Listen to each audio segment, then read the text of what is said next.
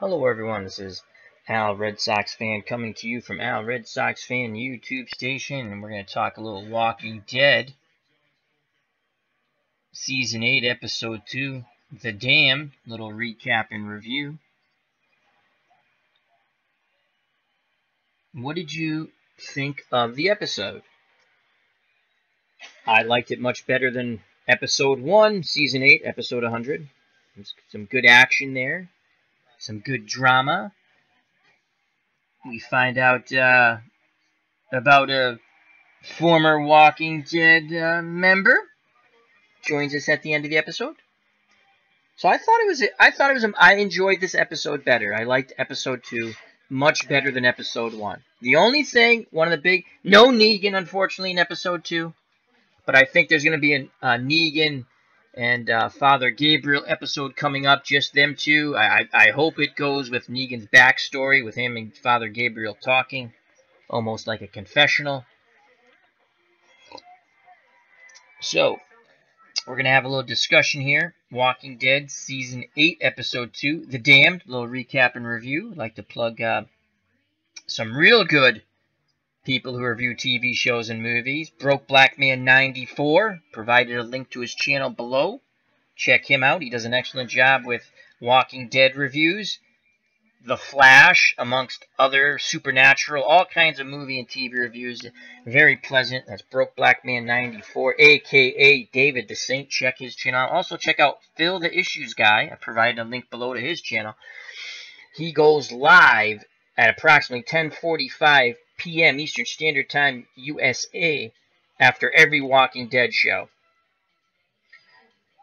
You can join the chat there or call in. A few other plugs of friends of the channel before we get this review going. And if you're watching, feel free to jump in the chat and share your thoughts. We'll get to them in a moment. I'd like to say, once again, shout out to Broke Black Man 94. Check out his channel. Phil the Issues Guy. Dirty Issues Gaming, which is Phil the Issues Guy's gaming channel with Joe Dirty Locks and Taka. Johnny Giantsbane, another big Game of Thrones fan, amongst other things, also video gameplay. JD, big Game of Thrones fan, also an author. He's soon to be releasing his book. And what's blazing in sports, big boxing fan, as I am. He does a wonderful job with his live chats, recaps, predictions on fights. Also check out Mosley Boxing.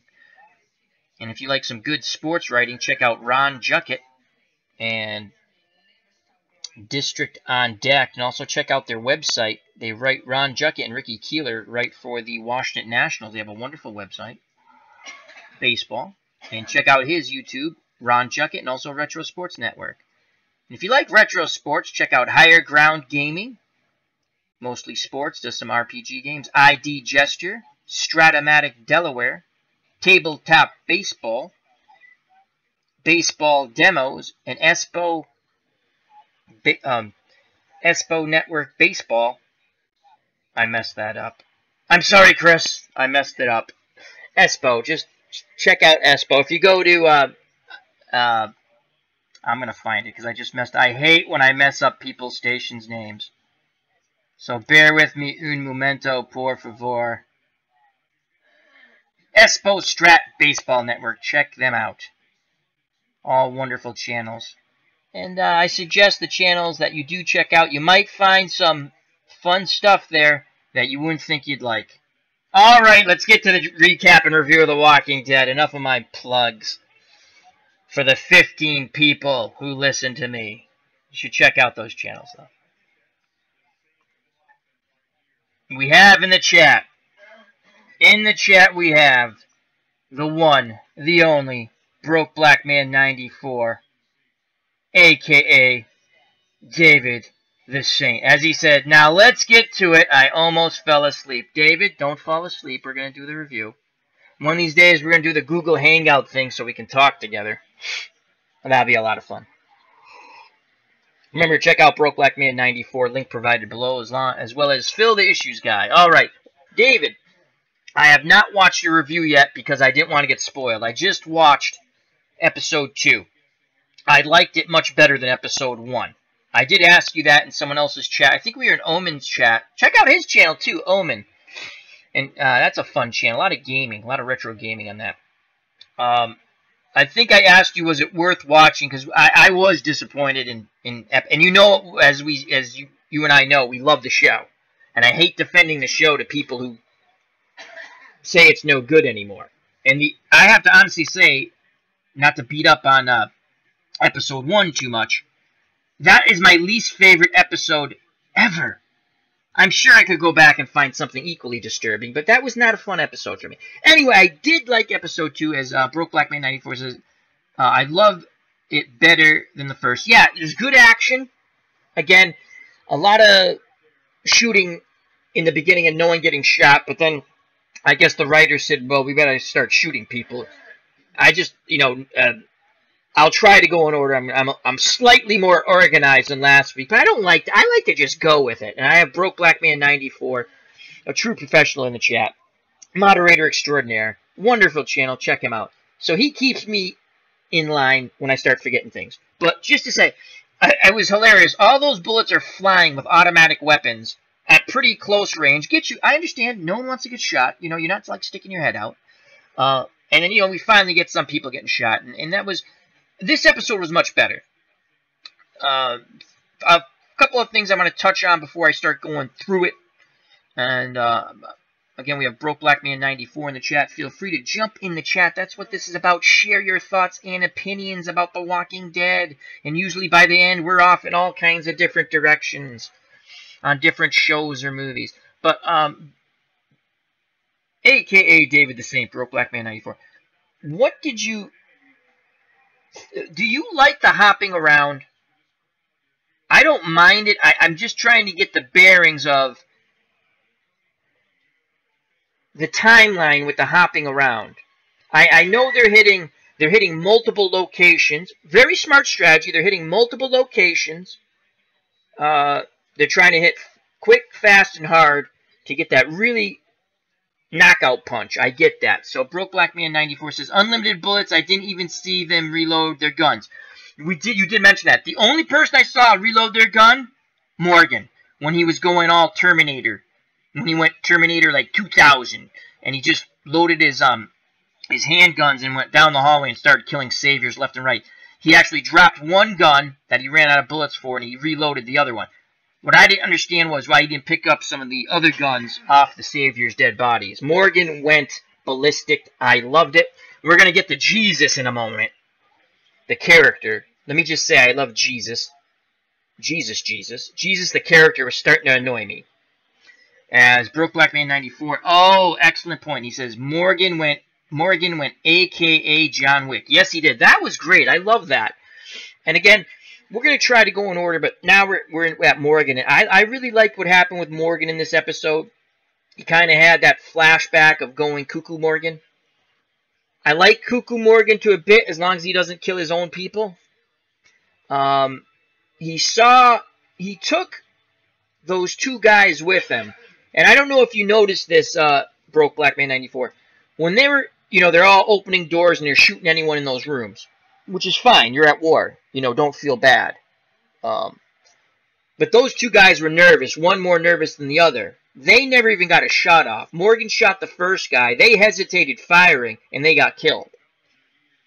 And then Morgan, that's the last you see of that. You see them fire back through the door. We come back to it a little later on. Morgan plays dead smartfully, intelligently. Is smartfully a word? Intelligently.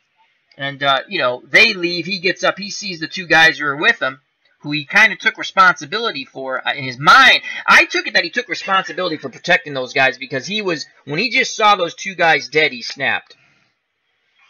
And he was there to do his job. Rick told them, we have to kill them all. And that's going to come full circle when we get to Jesus. And Broke Black Man 94 says, yeah, that one guy was shaking. Yeah, and I understand. I mean, I don't understand. I mean, like if you get in a fight when you were younger, you get nervous. So that part I understand. I've never shot at anyone. I've shot guns, but I've never shot at anyone. So yeah, I understand the shaking and the nerves to say you don't have to go alone. Yes. But I don't know. I thought they hesitated. Once Morgan fired, they should have fired. because those other guys were able to get their shots off and kill them, and it cost them. It cost them. And again, this is going to come full circus back to the character Jesus in the show, not Jesus, the one that we all love, or at least I love. So, they hesitated. They get killed. I'm glad we're starting with Morgan, because this was one of my favorite parts. I liked a lot of this episode. It was really interesting. So he snaps. He goes, as I said, Terminator, but Broke Black Man 94 says John Wick. I liked that. That was very good. And he basically goes down the hallway, finding and hunting saviors, taking no prisoners, like Lawrence of Arabia. If you've ever seen that movie, the famous No Prisoners, No Prisoners, when the Turks wiped out an Arab village and killed men, women, and children, they came upon that village, Lawrence of Arabia and his men, and they basically massacred everyone. Rightfully so, because they killed men, women, and children, so why should those soldiers deserve to live? So Morgan goes that route, and he hunts them down, and as Broke Black Man 94 said, you didn't see anyone reload weapons. Morgan was the only one to reload a gun, and he also dropped a gun where he had no more bullets. They're both handguns. My only question is he did not pick up any of the Savior's weapons as he went along.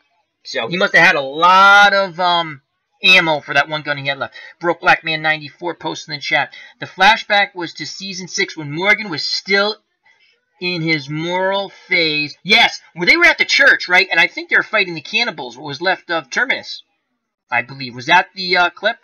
Let me go back to Broke Black Man. The flashback was to season 6 when Morgan was still in his moral phase of not killing people. Interesting how in the flashback Morgan said we don't have to kill anyone, and presently Morgan has changed. Well, Morgan realizes sometimes you have to change. And again, we're going to get around to Jesus soon enough and Tara, which was another really interesting conflict there, because Tara is there to do a job. Jesus is there to do a job, but again, he went snowflake on us. If you don't know what snowflake means, I'm not going to explain it. But that's not the guy you want with you. If you watch the episode, you'll understand why. I'm not saying to kill innocent people, but none of these people are innocent. They would all take a crack or a shot at you. Don't feel sorry for the enemy. Don't underestimate the enemy. And a great scene of that, and we're going to get to it, is when they find the guy in the closet, and we're going to come back around to Mr. Pee-Pee Pants, the guy in the closet. So, Morgan goes on his revenge rampage, killing saviors left and right, and I thought that was really well done. I liked that part. You can see the conflict with Tara and Jesus. I mean, they hit that base, they take out the sentries, and a really good Morgan is with Tara and Jesus and a really tight crew. They take out the 2 sentries, and Morgan goes up to the fence and keeps shaking the fence to draw the walkers over to give the woman with the bow and arrow a clean shot at the 2 sentries from the kingdom. So they get in and they go very SWAT team-like, very SEAL team-like, Green Beret-like, whatever you want to say, very commando-like through the building. You know, they do it. They've practiced this and they know everything. Broke Black Man says, no, Al, it was the flashback to when Rick was planning on going to kill Negan. Okay, thank you. At one of the outposts after meeting Greg. Oh, you're right. Thank you. Yes, you're right, because Morgan had not met up with them yet at the church. You're right. Thank you. Yep. When he says we can take care of the Negan problem. So let me read the full quote from Broke Black Man 94. He said, no, Al, it was a flashback to when Rick was planning on going to kill Negan at one of the outposts after meeting Gregory for the first time, but it turned out it wasn't Negan, but a regular savior. Yes, you are correct. Thank you very much. That's why we have a.k.a. David the Saint in the chat. Brilliant, he is. So they go in, we'll call it Team Morgan, Tara, and Jesus. They go in, and they're very commando-like, very professional-like. They go in, they get everyone in position, and they start whacking out people. Now, not everything goes to plan, okay? Morgan's team, again, they fail to fire when that door is pushed open. Morgan kills the first guy. The other two guys do not fire. And again, shooting's already started, because those guys were already grabbing their guns. So they fired right back through the doors, killing Morgan's two comrades, fellow gentlemen at arms. Again, then Morgan goes on his hunting spree and does a wonderful job. Now let's move to Tara and Jesus. They find Mr. Pee-Pee Pants in the closet with a, he goes, I'm just a worker. They sent me up here just to clean and cook, so on and so forth. Tara wants to kill him. Why is he here? He's one of them. I'm kind of siding with Tara. Okay? I'm going to shoot first, ask questions later. And again, if you watch the episode, we're right. I'm right. Broke Black Man 94 is right. And Tara's right. Jesus is wrong. As Broke Black Man 94 says, Tara was the smart one. Jesus pulled a Gabriel in this episode. Yes. Yes. He almost got himself killed. He almost got Tara killed. And I think it's just stupidity. Okay, so now Jesus gives the guy the benefit of the doubt. He gives Jesus the sob story. Jesus buys it. And you're thinking, well, maybe Jesus is right. I never had that feeling. I thought the writers were always going to throw that curveball. The guy catches Jesus by surprise, gets his gun from him, and puts it to his head. And now there's a showdown between Tara, the Savior, and Jesus. Jesus has the gun pointed to his head. Banter back and forth. Tara says, I'm going to kill you anyway. I'm going to kill you. I'm going to kill you. Back and forth, back and forth. I'm not going to go through the whole banter, but there's banter back and forth. The usual. You've seen the movies. You've seen the shows. The guy realizes Tara is going to shoot and now tries to say, negotiate from... He has no position. Here's the point. As soon as he pulls the trigger to kill the hostage, he's done. The other person's going to start shooting. You do not have enough time, unless the other person hesitates, to shoot both of them. Think about it. You pull the trigger, boom, you're killing the person you have hostage. The other person fires into you. No longer is the body shield necessary. The person's going to start firing away. You're a dead person. So, he realizes this. He starts negotiating. Doesn't work.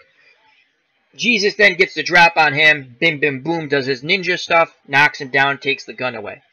At that point, they should have capped the guy. Killed him right then and there. You don't need a prisoner in that situation. Tara's absolutely correct. Absolutely correct. So, Jesus has now annoyed me twice. Okay? He kind of annoyed me before they went in, because they're kind of going through the, Tara's in, we're going to kill them all mode, which I agree with Tara. Okay? And Jesus is like, well, I don't know. So then they get there. Pee-Pee Pants bullshits them twice. Jesus knocks him out after retaking the gun from him. And then he duct tapes him, ties him up. So now you've just left the prisoner you got to take care of. Alright? And he's behind you. And he's a dangerous human being. And I don't recall if anyone was watching him. I think at first they were watching him. And then Tara went to go look. Or Jesus went to go look. Yes, I think they did. So now you have to keep a person to watch the prisoner. And then Jesus went to go look for Morgan. Broke Black Man 94 says, even after the Savior admits he was trolling them, Jesus should have killed him. Absolutely. Why are they taking prisoners? I don't understand. I don't agree. I agree with you, meaning why are they taking prisoners? Where are they going to hold the prisoners who are loyal to Negan? Yes, and they're absolutely loyal to Negan. Everyone thinks like it's a cult of Negan. Think about it. Yeah, it's sort of a cult. But who kept them safe, well-fed, and well-off? Negan. And people are like, why are they following Negan? Why are they following Negan? Because let's do a little detective work here. Obviously, before Negan, things had to be pretty bad. They chose to go with the dictator. And once they went with the dictator, things got good. I'm talking on the show, people. Let's not, I don't want to get all those weirdo messages. So, they went with a strong man who provided to them a good living. Now, is it great for everybody? No, we've seen that. There's a hierarchy. There's a ranking system, a rating system. The more you provide, the more you help, the more you get. So it's a vetting process. We all know what vetting means, don't we? I hope you do. If you're following the news, you should understand what vetting means. You want to make sure these people are with you. And then they're with you. The more they do, the better off they're going to be. They're helping you. You help them. Okay? All right. Merits. Another word everyone should know if you're watching the news. And before you jump the gun on whatever line you're on that, think about those words. You want good people to come in to help, not do horrible things. So, we're taking prisoners with people who are loyal. They are loyal to Negan. We've seen it. People say, I am Negan. They'll die for him. And everyone says, oh, he's brainwashed them. What's your opinion, Broke Black Man 94? Do they seem brainwashed? I don't think they're brainwashed.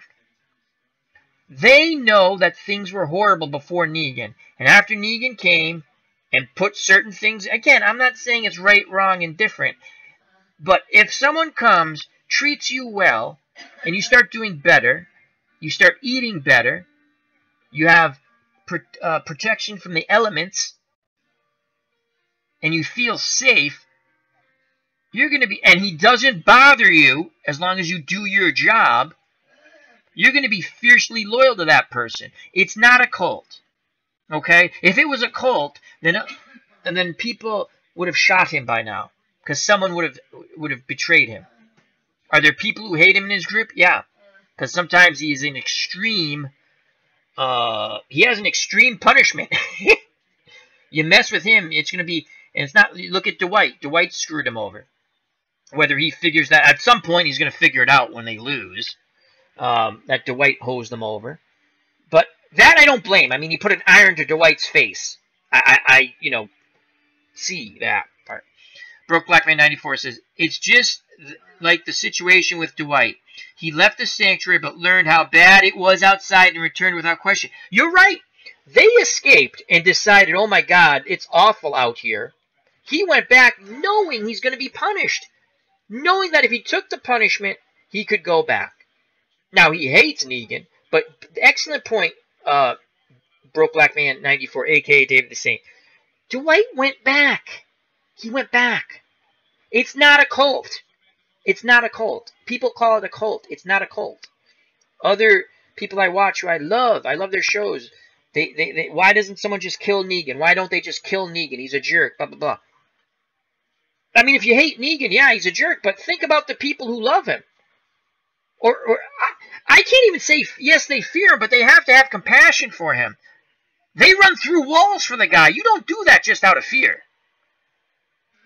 You do things just out of fear so you don't get in trouble. I'm going to do this so I don't get kickback upon me. Those people die for him. They go the extra mile. That's not all fear. That's not fear at all. Think about your job. If you're just doing it for money, you're doing your job. You're doing a good job. You're doing it for money. We're all doing it for money, right? If you love your job, you love the people you work for, you go through the wall for them. You go the extra mile. Think of it that way. It's not a cult. It's not fear. Are cult tactics and fear tactics used? Yeah. He wants everyone to know that you will follow the rules. And if you follow the rules and you go along with the rules, good things can happen. But if you don't, you're going to get punished. And quite harshly. So, now I'm just telling you why, again, this just goes back to why are you keeping the first Savior prisoner? Why? He's not going to help you. He's not going to come around to your side. He's not going to listen to any of the crap you're peddling. Broke Black Man 94 in the chat posts. Dwight did say some people have it bad, like those who had to give, yes, who had to give their wife to Negan. They just have to put up with him. Negan could be like the governor. Yes, you are right. Again, everything's not hunky-dory. I'm not saying that. What I'm saying is there are enough people in anything. If you're in a leadership position, you're going to have people who are fiercely loyal to you. You're going to have people who go along to get along, and then you're going to have people who are going to try to backstab you. Okay? Those who are fiercely loyal for a reason. One, they've been treated well. That's all. I don't have to go through 2, 3, and 4, 5, 6, 7, 8, 9, 10. They've been treated well, and things have gone well for them. They're fiercely loyal to you. Okay? They're the ones who will run through the wall for you. The ones on the fence you have to keep with fear tactics, I guess, in this situation. Okay? The ones who are getting along, going along to get along. That's where the fear tactics come in. As you saw with Fat Joey. How much Broke Black Man 94? We remember Fat Joey. He was like comic relief for Negan. How much of a great savior do you think Fat Joey was? He wasn't a good fighter. I don't think he could cook. I don't think he could clean. But for some reason, Negan liked him, and he made Negan happy. It probably reminded him of someone in days gone by. And he felt bad for him. And he protected Fat Joey. Right? I mean, yeah, he kind of joked harsh with him. But when Dwight killed Fat Joey, he was pretty pissed. And he went through that whole eulogy, which was kind of funny, where he goes, now, the other Joey will just be Joey, because we don't have Fat Joey anymore. So, Negan has shown that if he likes you, and again, I know I'm going off on a Negan, because Negan's my favorite character, but he's tried it. He brought in Eugene, okay? He brought in Eugene. He realized he's smart. He needs smart people. He wanted to bring in Sasha. Again, the way he goes about it, he captures them. Again, they're fighting him. I get why Sasha wasn't going to help him. I get that. I'm just saying, if you see Negan, think of it. He's always trying to bring in better people. So, Broke Black Man 94 posts in the chat, there is only one Fat Joey. Hence, no one can be called Fat Joey anymore. That was a great eulogy. That was funny. So that's my point with Negan. We're trying to explain myself and Broke Black Man 94 in the chat is, the people who are with Negan aren't flipping. They're fiercely loyal. We've seen them die for him and for the Saviors. Because they have been kept safe. They have been given a way of life that protects them, feeds them, clothes them, and shelters them. Negan is the end-all, be-all. So, everyone's like, oh, why do they follow Negan? Because before they had crap. No one ever gets to that point. No one thinks it out that way. They just think, oh, things are running this way. They should just shoot Negan. You know why they don't shoot Negan? Because they like him. And then you have the others who fear him. But if it was just out of fear, someone would have shot him by now. Anyway, Broke, if you have any thoughts on that before we go back to the whole Presner thing and then Jesus. And again, I'm not talking about the Jesus that I love and that Broke Black Man 94 loves. We're talking about the Jesus on the show. So they take this Savior Presner, they duct tape him, yada yada. They move on. Excellent plan. I have to tell you something. Rick and the jolly people from the other from Hilltop and the Kingdom in Alexandria with Rick, they came up with a good plan. Hats off, this is probably one of the best plans to date Rick has had in a while. It was moving very smooth. Again, there's going to be glitches. People are going to shoot back at you. But it was going pretty good. They had the upper hand for a while. I think from the highlights I've seen, the upper hand is now going to go to the Saviors. Because they did get most of what they wanted done. But when you run a commando raid like that, you have to get all your goals achieved, or it leaves a huge opening. If you just want to look back in history, World War II, after the landing of D-Day, the landing in France, the Allies and the Germans, they're sloshing it out, and the Allies, they didn't get bogged down, but the process got slowed down. So Field Marshal Montgomery, an English general, Field Marshal, came up with a plan, an asinine plan that got a lot of people killed, to try to take, I want to say it was 4 bridges or 3 bridges heading into Germany through the Netherlands. Yes, there's the Netherlands. Denmark and the Netherlands, they're the same, correct? Yes, no? Anyway, through the Netherlands. Antwerp, okay? They took all the bridges but one. And that led to the disaster of the plan. So they accomplished 90% of their goal, but they didn't get that last part. So in a huge move like this, when you're putting everything on the line, you got to accomplish all the goals. And that's an example I'll give historically. It's called, if there's a movie called A Bridge Too Far, it's a book also, A Bridge Too Far. You can look it up in Wikipedia, and it can better describe what I'm saying. So, Broke Black Man 94 post. Rick says to Daryl, if they can get those guns back to the sanctuary, they can clear those walkers. Does this mean there were some saviors still back at the sanctuary with Negan and Gabriel, but are trapped? I believe you're correct, because he did say that. They were worried about them clear. The whole, now, see, the plan comes, it makes sense. They're using the walkers just to keep as a buffer between the saviors, groups of saviors. If there's walkers and not enough guns, again, I don't understand why you'd have your guns way far away from you. That makes no sense. But you think you'd have sufficient guns to deal with anything wherever you are. See that you have a plethora of guns. So that's, I mean, that's a writing thing. Again, I don't think any sane leader would keep the majority of his weaponry away from him. You want it on hand at all times. The outposts have to be properly fortified and supplied, I understand, but you're not going to keep the majority of your weapons out at your outposts. But the plan does make a lot more sense now. The walkers were there to basically keep the saviors at the sanctuary occupied and pinned in while they could go out and pick off these outposts. Again, very, very smart. That was very smart. Is it realistic with the way they did it in episode 1? I don't know. But at least we get more of the plan. I like this episode better. So that does make sense on how they use the walkers. So they've taken that outpost where Morgan, Tara, and Jesus are. Morgan snapped. He's gone. He's gone all David Wick. Is it David Wick? Right. Or the Terminator, as I put it. Broke Black Man. John Wick. I knew it wasn't David. John Wick. So he goes off, kills saviors.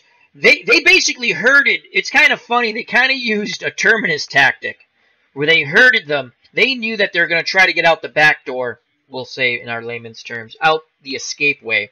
And they were already there. And they had them all set up to kill each and every last one of them. This is where problem number 2 arises with Jesus. He chooses to take prisoners. He overrides Tara. Now, Rick probably wants all these people dead. And the only reason why you're not going to take prisoners, in my opinion, I'm not being a cold-hearted person, but you're in war. And I know there's prisoners of war and this and that. But, again, let's think of the situation. What are we going to do with all these prisoners? It's a commando raid. We have to move quick. We have to move quick. Think of the raids back in World War II in the Pacific when they were trying to free American and Allied prisoners and civilians. They weren't taking Japanese prisoners. Not that the Japanese would be taken alive. They were killing. You're going in, you're getting your group of people out. So you're there to basically take out that outpost. You're not there to save anyone.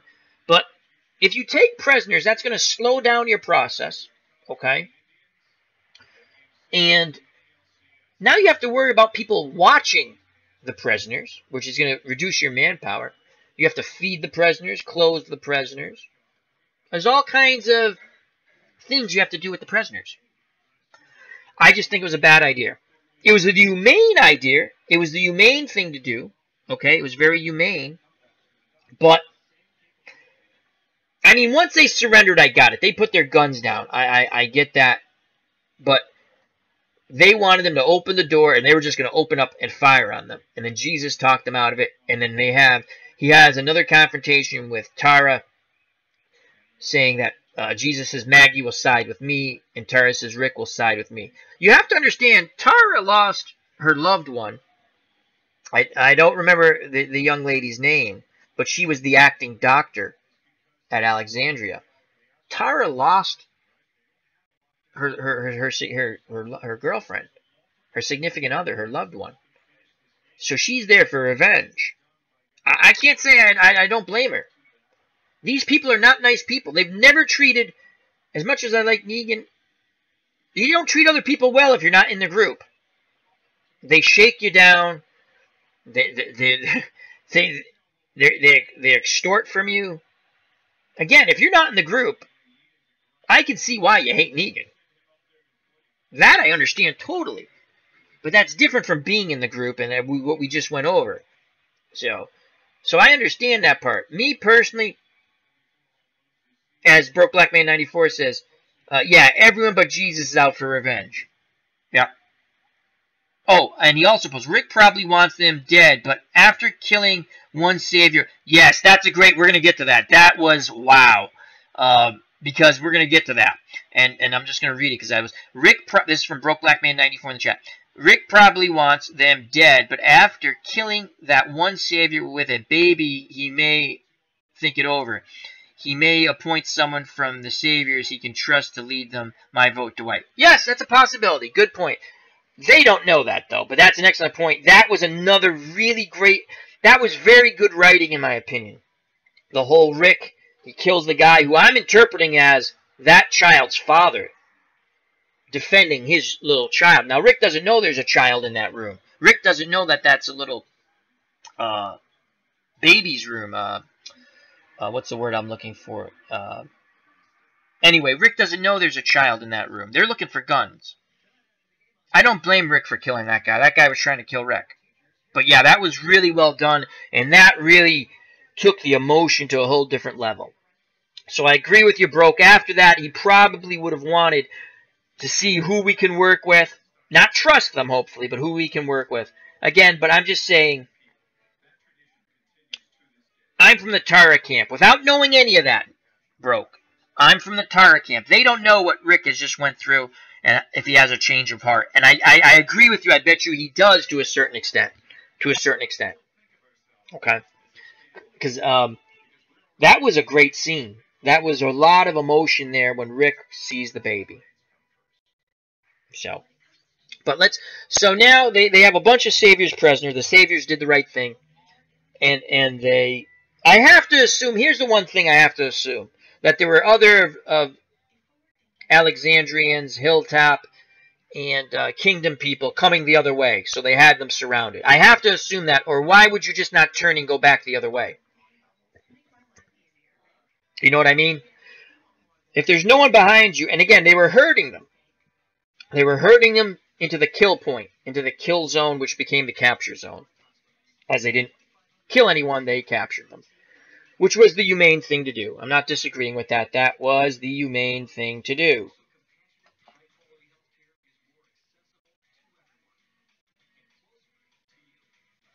So, I still probably would have decided to go back the other way. I don't know if I'm going to lay down my arms after you just had a heated gunfight when you still have weapons and things like that. But they were herded. So I'm going to assume that they were being pushed that way, and they couldn't go back the other way, and they were pinched in and surrounded.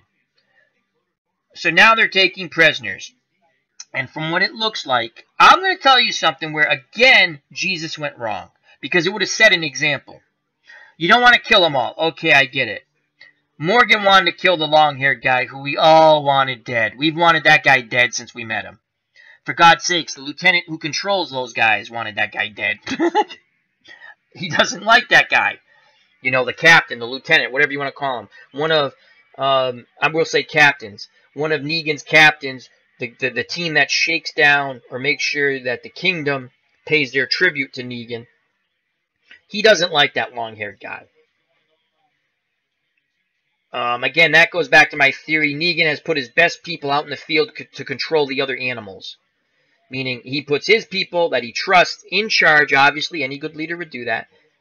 And Negan is not about killing people. He'll kill people if he has to, but he's about working with people on his terms. Might not be the best terms. In his eyes, it's working with people. So, he should have let Morgan kill that guy. You kill that guy, you're sending an example. This is what happens to this dirt. You see that? He killed a kid. He killed a kid. And now we're the judge, jury, and executioner. And boom, he's dead.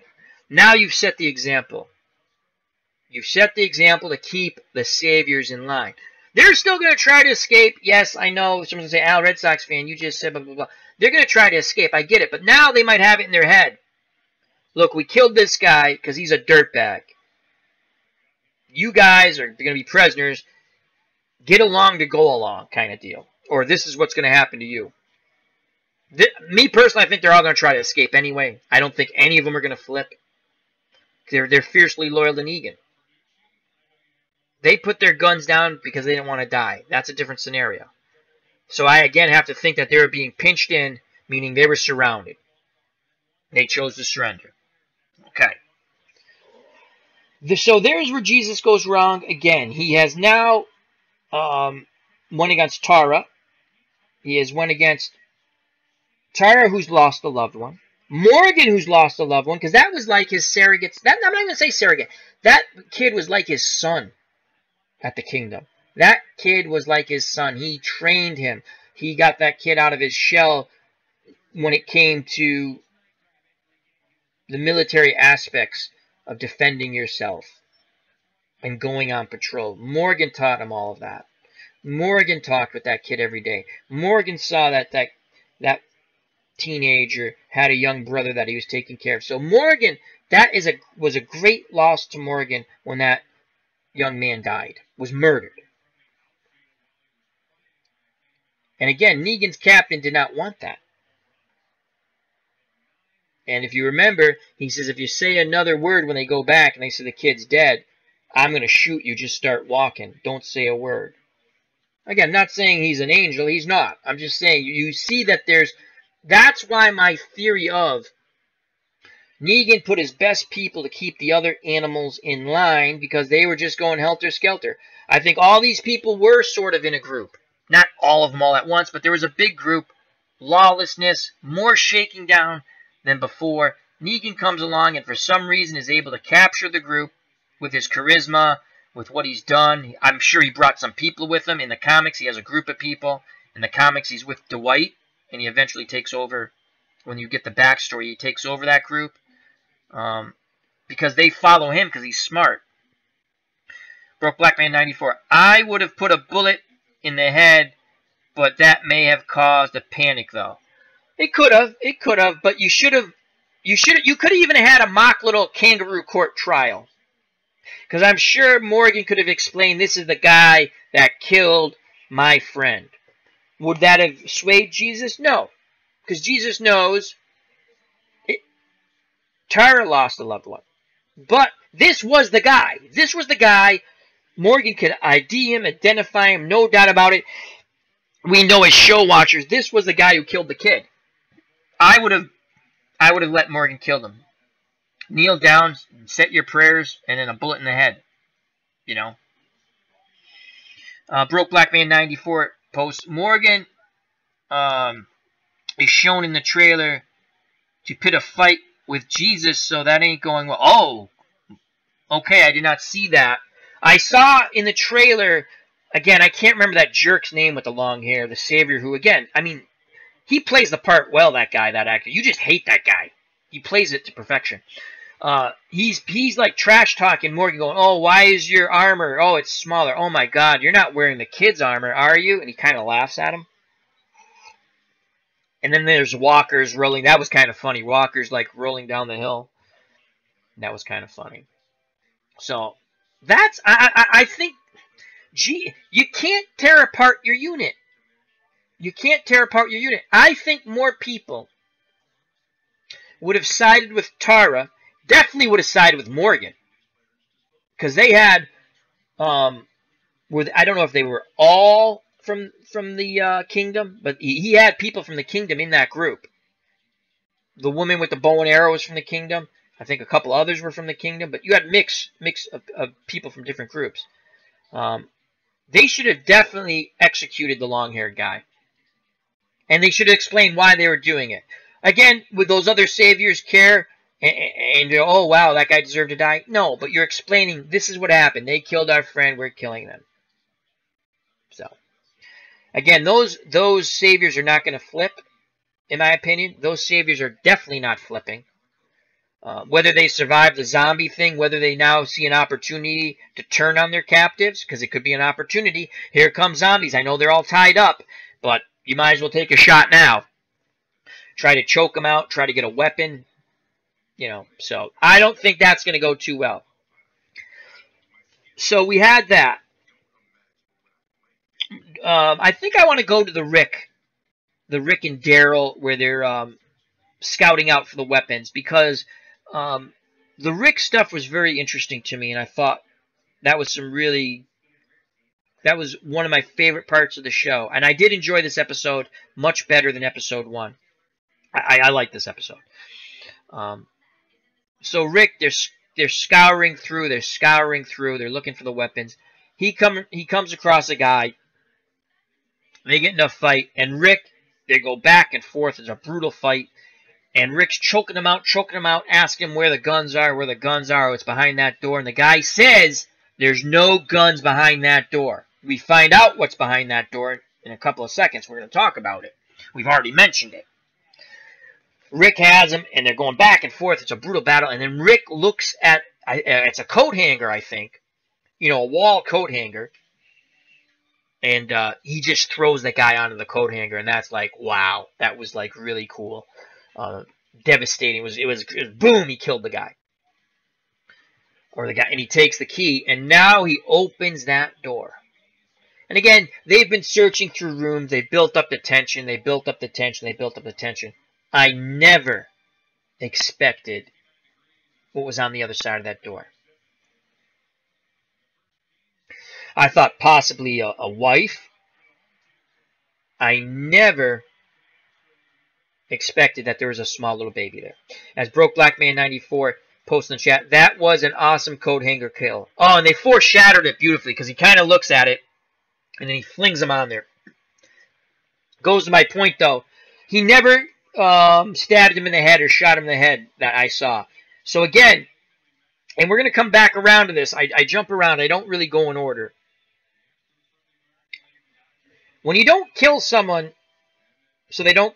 Okay, you kill someone, but you haven't put the bullet through their head to kill their brain. They come back as walkers. And if you watch the episode, you understand what I'm talking about.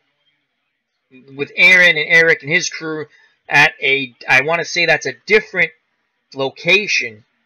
And I think what they were there to do was just to keep that location occupied. And the commander of that outpost, the female, finally realized that. Because at first she says, they're too afraid to come at us, let's go get them. And then she realizes they never came at us. She actually says it twice, they never came at us, or something like that.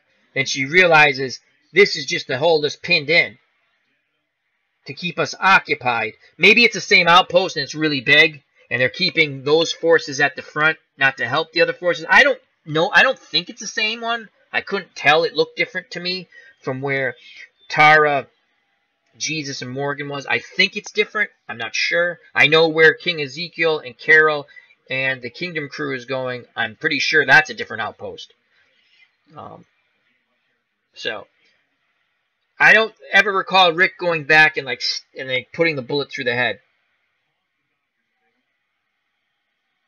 Broke Black Man 94 says, that's another thing. I don't know if it's the same outpost. Yeah, I don't know if those two groups, we're going to say the Aaron Eric group in the front, the frontal assault on the outpost, and then the commando assault with Morgan, Jesus, and Tara, that group, if they're at the same outpost, if it's that big. It could be. It could be. You know, I couldn't tell. But they were, she did realize that they were just there to keep them pinned down, which is, again, very good tactic. She realized too late because she got bit and, you know, because they killed people, and then some people turned quicker than others, and now they had to deal with the walkers. But back to Rick. He gets the key off the dead body, and he's convinced there's guns behind that door. He opens the door, and it's a small child in a crib. And I was like, wow. And then Rick just really has an emotional epiphany to me. They haven't got it yet. He has an epiphany. That could have been his child. That could have been Judith. And then he looks into the mirror, and it's like he doesn't recognize himself. You know, that was a really powerful scene. What did you think of that scene, Broke Black Man 94?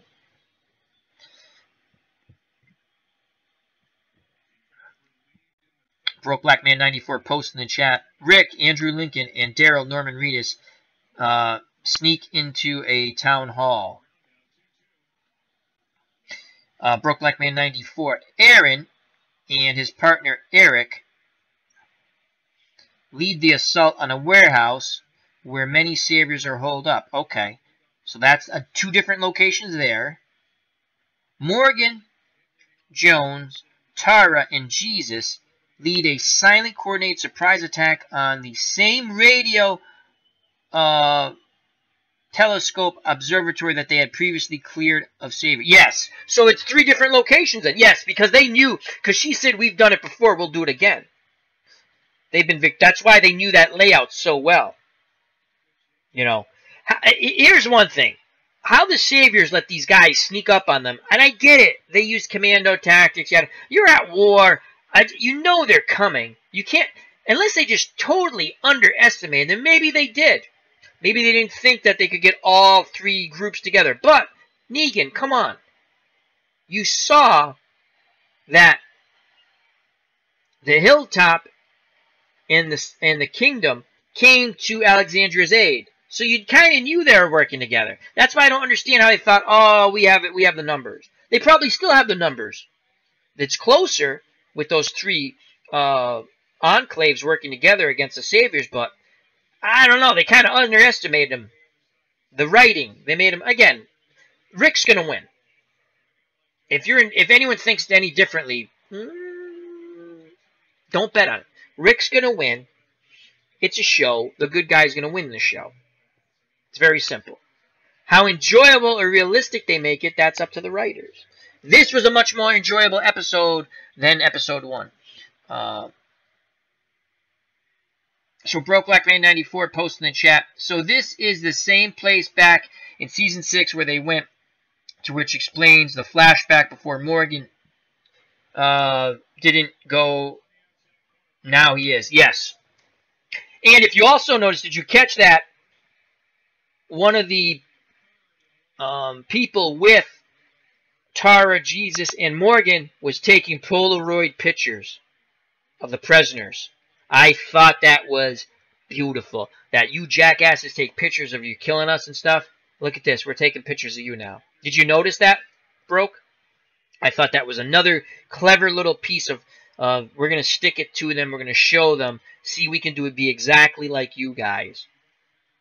Because you have to think the saviors thought they were invincible. Even to that point, they thought they were invincible. Till they got caught with their pants down. Or as they said in Hoosiers, Dennis Hopper would say to his team, don't get caught watching the paint dry. Broke Black Man 94 says, I'm not a fan of the taking the photos. I kind of liked it. I kind of liked that you're sticking it to him. Explain why you didn't like that. I thought it was clever. I thought, unless you're going, now wait, are you going with they might start to become like the saviors? Then I kind of see that point too, now that I think about it.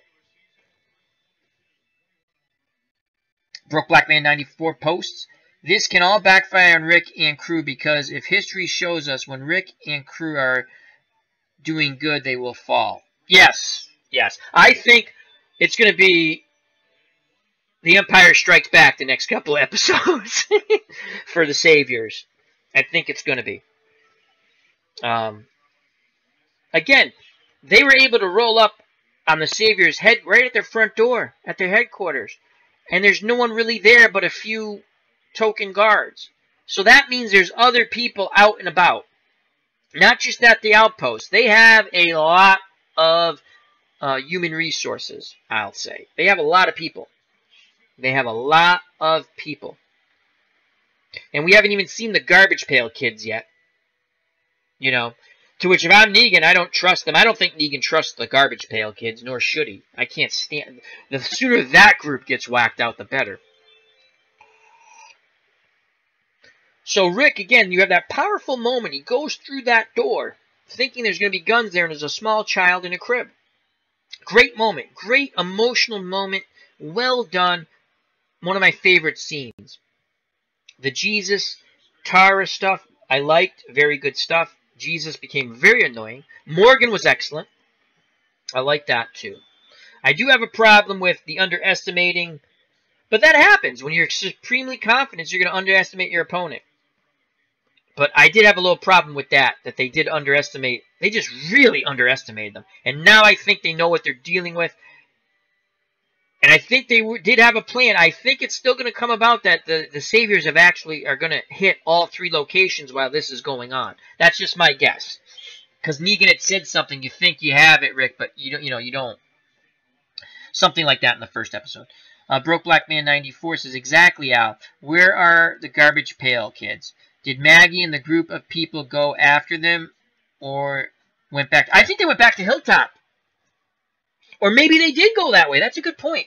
Maybe they did. Because even in World War II, I'll just go back to historical. In World War II,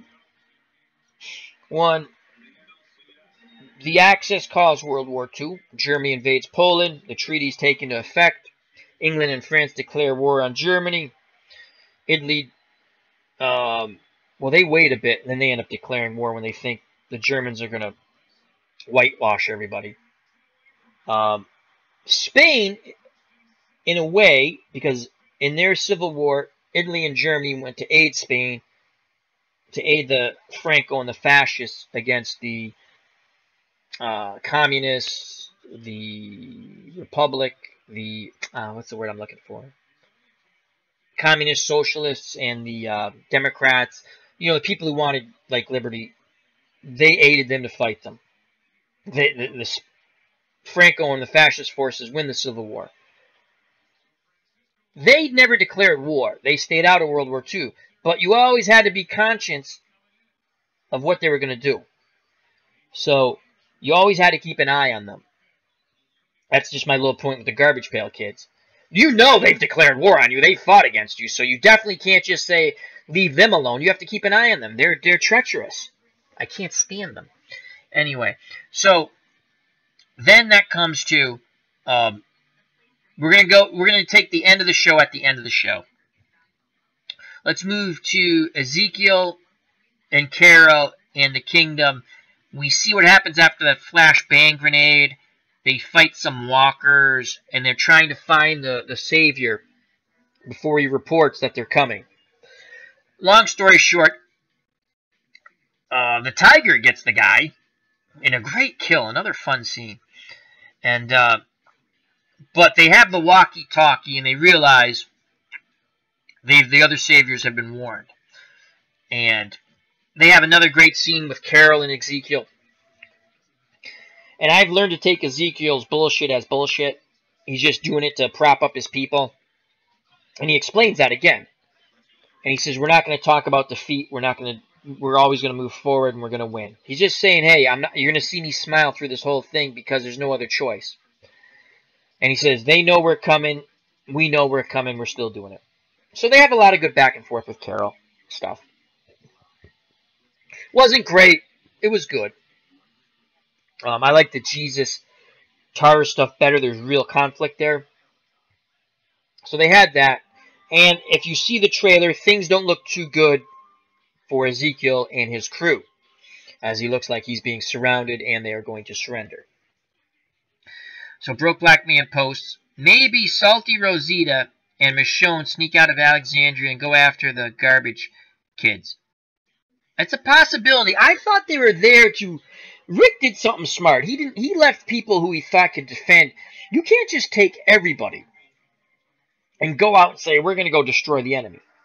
Because even if you go with a big party, as they did, if the enemy's able to elude you, get around you, and then go to your home base and hit your home base, and you have no real defense there, you're screwed. So I think Rick left Michonne, Rosita, and Carl there for a purpose. Could he have used them all? Heck yeah. Heck yeah. But you have to think of the battle in a whole picture. It's a chess game in a way, and you have to think 5 steps ahead. You have to anticipate your opponent's moves. Obviously, Negan did not anticipate Rick and Crew's moves.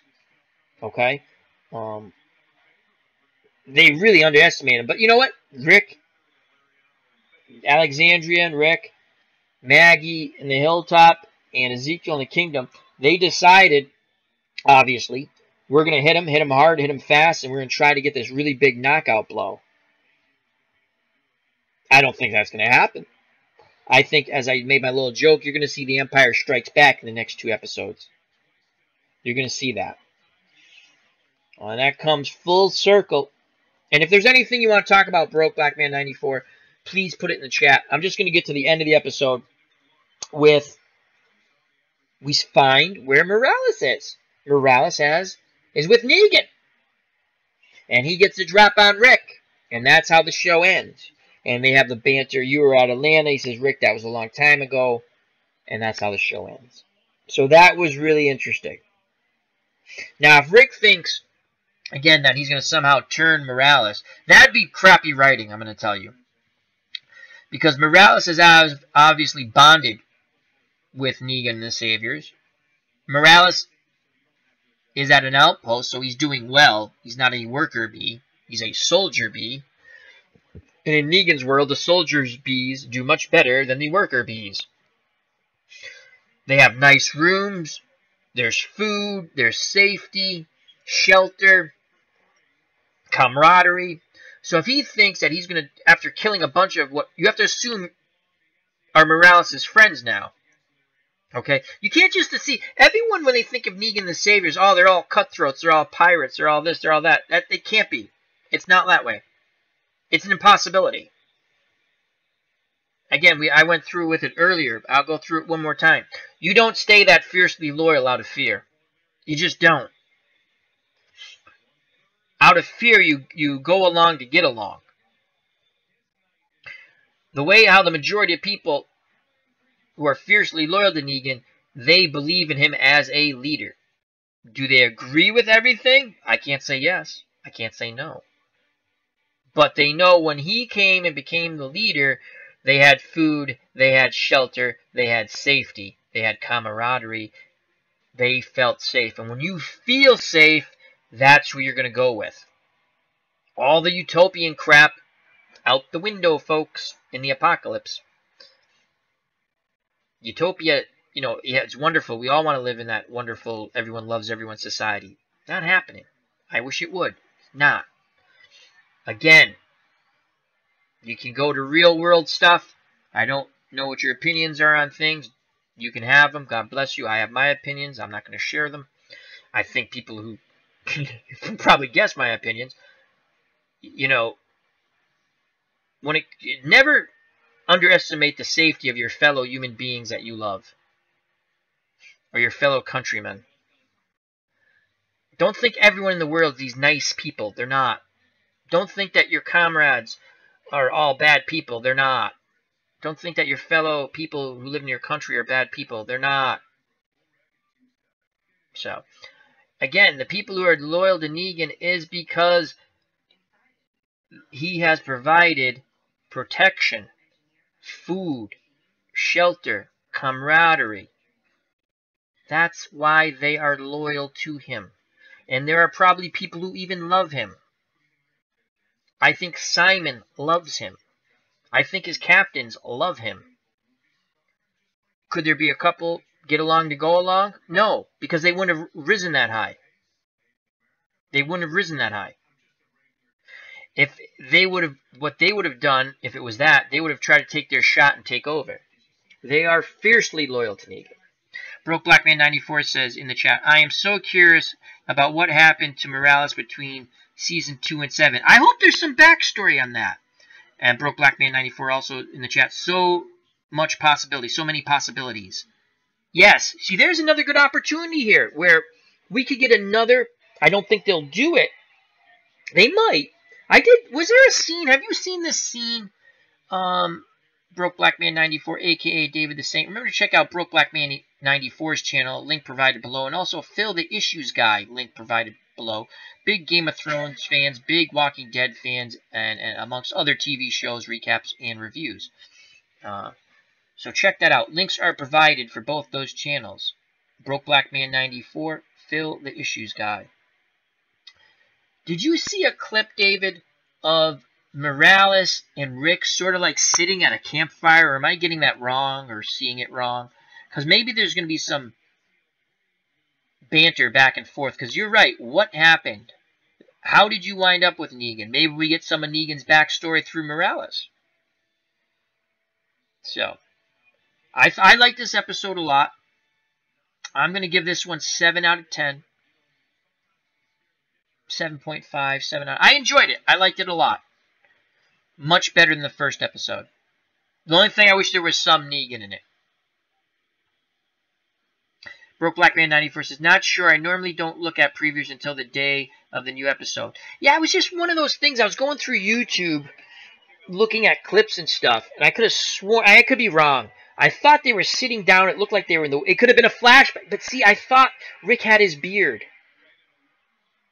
Rick did not have his beard because he had shaved it off and he was still like in his police uniform. It could have been a flashback. Again, I could have saw it wrong. So, but yes, lots of possibilities. Backstory, what happened? We'd love to hear that. So the episode ends with Morales getting the drop on Rick. They showed some highlights coming up. Interesting. Again, 30-second clip. The other thing I like to mention is, so, you know, I'm going around on YouTube just looking for clips and stuff. I don't show any clips. I don't steal anyone's clips. I don't do any of that stuff. I even asked last week, Broke Black Man 94, because I actually watched I watched the show in the morning and I watched his recap on a Monday morning, and I watched the review that afternoon. And I asked if I could talk about it. And I provided a link. Now, the link here is for his station, so you can see everything. And the link for Phil is for his channel. You can see everything on their channel. But you can, the Walking Dead stuff's the first dead stuff there, so you can see it. But I asked, is it okay if I talk about it? Now, I can't talk about it because I haven't watched it. I'm going to watch it after, because I wanted to watch the show first. And then, but he does a wonderful, I love his recap and reviews for all of the things he does. Just, I got to get this off my chest. It's kind of funny. You go to these other, and again, I went to the channels because I'm looking at, they have highlights. It's basically the same highlights. There's some spoiler stuff, some stuff that we're doing, some guessing and stuff like that. They do more studying, more to extent. I mean, if Broke Black Man 94 wanted to give you spoilers, I guarantee you could give you better spoilers than any of those people. Also, check out PB4 Gaming. I forgot about PB4 Gaming, another good friend of the channel. Check him out. You want spoilers, things on, go to PB4 Gaming. He has the best stuff. Okay? Check him out. I apologize, PB. I forgot to put you in the front. I just thought of it. I apologize. But, you know, so I'm looking at these channels, right? And they all have the same stuff, and they're just robbing it off AMC. And it kind of makes me laugh. They're just basically showing you a clip.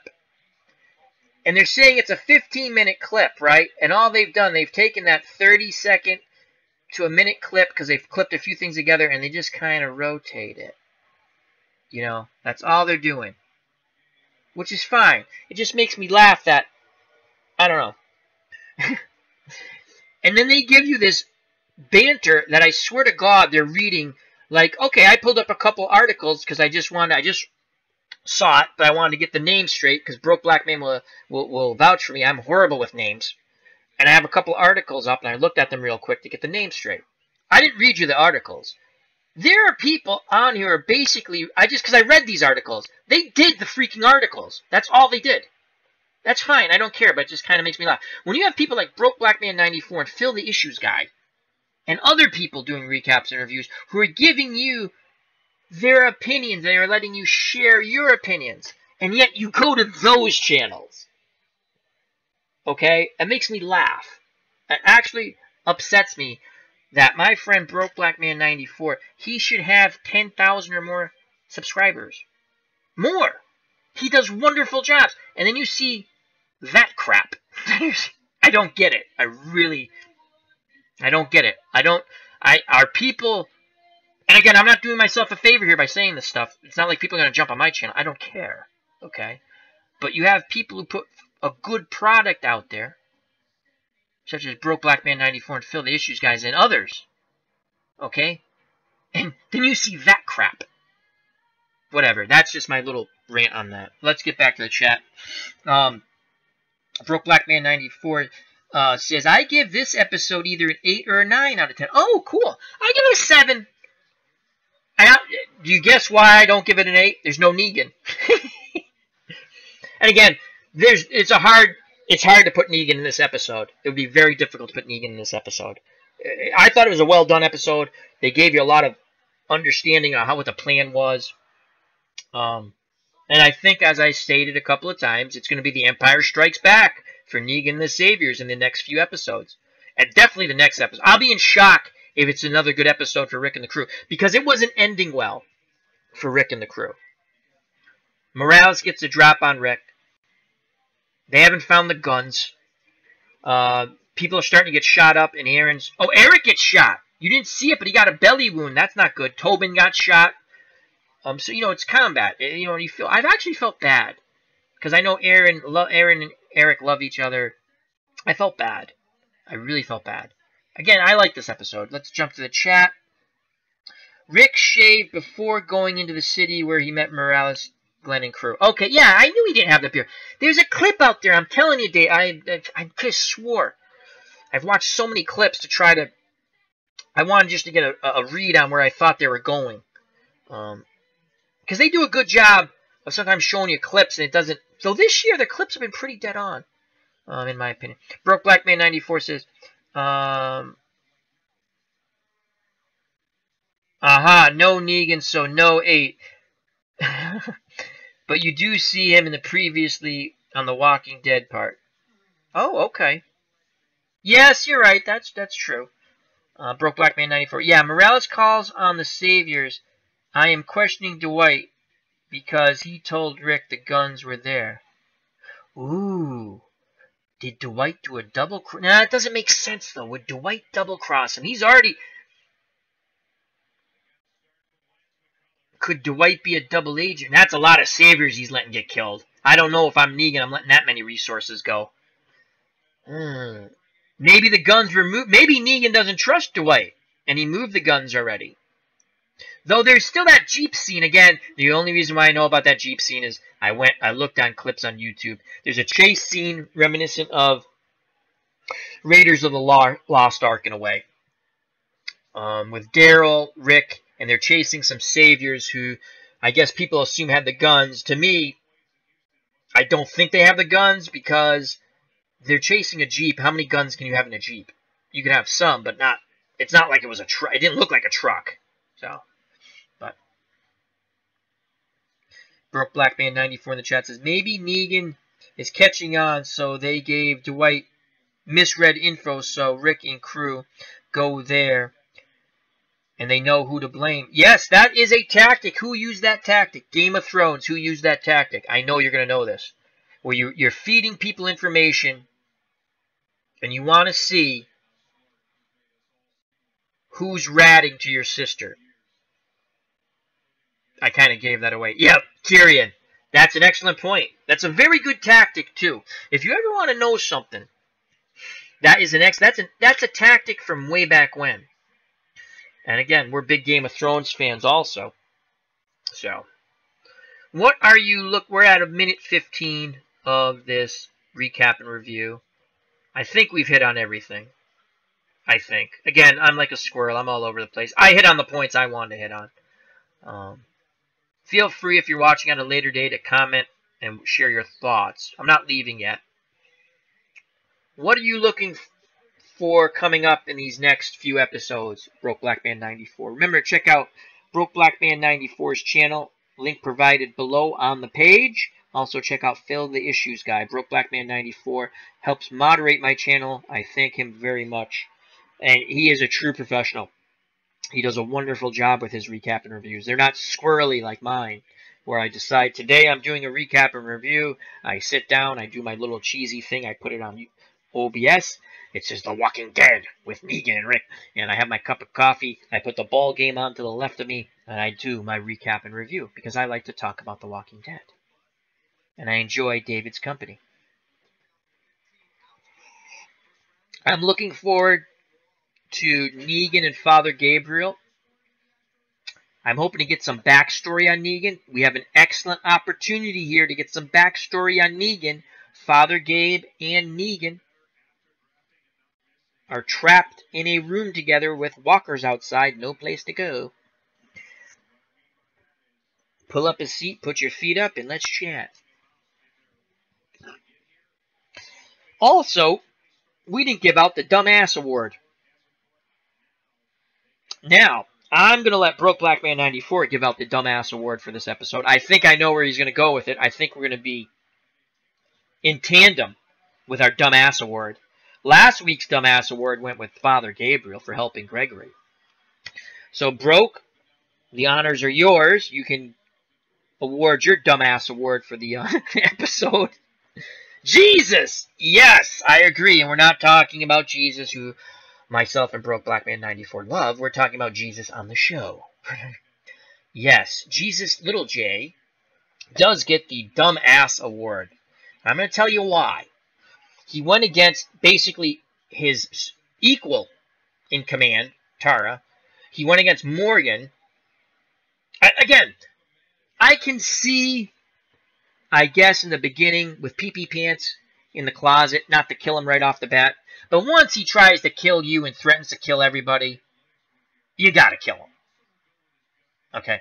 Then, when Morgan comes across that savior with the long hair who we all hate, who is probably more hated than Laurie. I forgot to bring up Laurie as one of the most hated characters on TV last week. He's probably, and he plays the role, whoever that guy is, he plays the role to perfection. He lives being a jackass. A mega jackass. A douchebag. A whatever word you want to call him. He's horrible. His own captain hates his guts. So, I would have sided with Morgan on that one. And again, the guy tried to kill you, Jesus. Why are you showing compassion to people who are not going to show you any compassion? Again, bring it to the real world aspect. Why would you show compassion or make excuses for people who do horrible things, who hate you, your way of life, your standard of living? They hate no matter what you think, they hate your loved ones. They would do damage to your loved ones. But yet you have people on the show who say, no, we got to treat them humanely. That's the noble thing to do. Okay, that's a stupid thing to do. Look, we treated that person humanely. That way he can come back and bite us in the ass and kill some of our loved ones. What has stupidity shown us in this show? Stupidity gets you killed, just like in real life if you're in that type of situation. Or stupidity gets you fired from a job or ruins a relationship. You know? And we all do stupid things. Hell, I'm the king of stupid things. But what I'm saying is, when it's cut and dry, you do not show compassion for people who don't deserve compassion. You don't make excuses for people who do horrible things. And you don't say... You just don't. You don't have to agree with everyone's politics, but you have to have some common sense, people. And in that moment on The Walking Dead, that's politics going on right there. You have Tara saying, this guy just tried to kill us. Why are we taking him prisoner? I agree wholeheartedly with Tara. Again, the Dumbass Award goes unanimously. Broke Black Man 94 and myself both vote for Jesus. Broke Black Man 94 post in the chat. I think we're getting Negan and Gabriel before the end of the first half, probably episode 6, 7, or 8. Oh, wow. We're going to have to wait that long? I bet you're right, David. I bet you're right. I was hoping. That makes sense because we're gonna see the combat. I think we're gonna get. This is gonna be like that one long day, the first half of the. Almost like a one long week or a day. The first 8 episodes. Do you think that's what's gonna happen, David? Like when they did that. When the Walkers invaded Alexandria, is basically that whole first 8 episodes was that one. Wasn't it that 1 or 2 days? It was like that 1 week. We didn't get a lot of big time jumps or time expansion. You're probably right. I'm hoping it doesn't. I'm hoping it's more 6 than 8. Because how would you, if they did that, could they still have a cliffhanger? I guess they could, because it'd still be what would go on in that room. I definitely want to see that. I hope there is that episode with Father Gabriel and Negan and them talking about what happened and each of them giving their backstory. Now, we know Father Gabriel's backstory. Negan doesn't, so we'll get just a little bit of that. Don't need a lot of that. But you have to assume, again, you got to take it that Negan doesn't know anything. He probably doesn't care, but he's there. He's going to probably say something like, okay, we got time, let's shoot the poop. And then you get Negan's backstory. Possibly some flashbacks would be really cool. That would be great. The comic books do an excellent job of his backstory. Again, I have like 3 or 4 more to read. You can find them online. And David, Broke Black Man 94 last week posted in the chat a link. If you want to, David, if you can post that link again. The one where they have a lot of Walking Dead comics on YouTube. So people, if they want, they don't want to spend the money, because Kirkman's made a ton of money already, feel free to spend the money, help them, I'm not saying, but if you don't want to, and you want some of the backstory, you want to read some of the comics, you can find a lot of them on YouTube. So, if you can, David, if you can put that in the link in the chat, and then I think I'm going to paste that on the page later on. I should have done that before. I didn't think of it. So, that's what I'm looking forward to. I'm looking forward to Negan and Father Gabriel. Because I want that back. I'm hoping they go with the backstory there.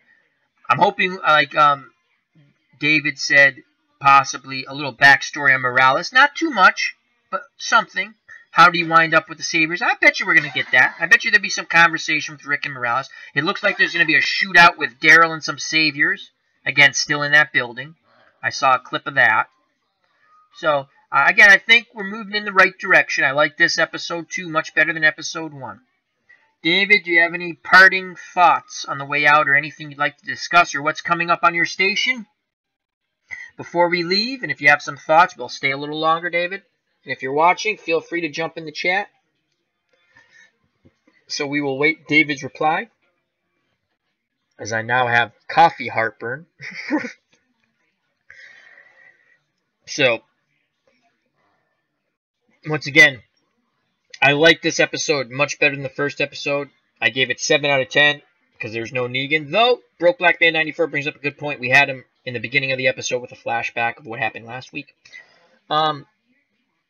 I just thought last week's episode was horrendous.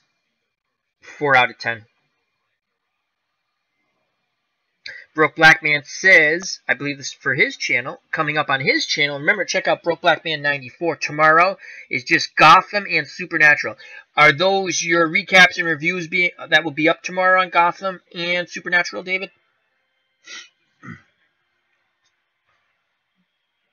Because David does a wonderful job. Broke Black Man 94 does a wonderful job on recaps and reviews, as well as Phil, the issues guy. And he was kind enough, once again, moderator extraordinaire, Broke Black Man 94, the Walker Bread. And there's the link. So we're going to stay up just slightly longer, so if people want to get that link, it's the Walker Bread.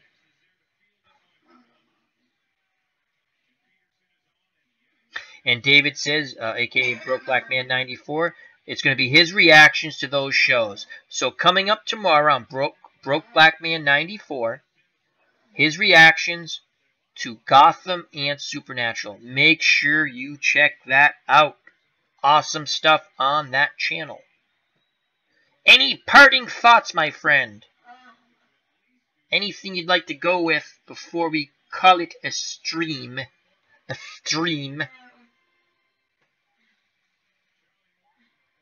I will give Broke Black Man the final word. Of course, I'll be reading it, so it's actually me saying it, but it's his wisdom of thought.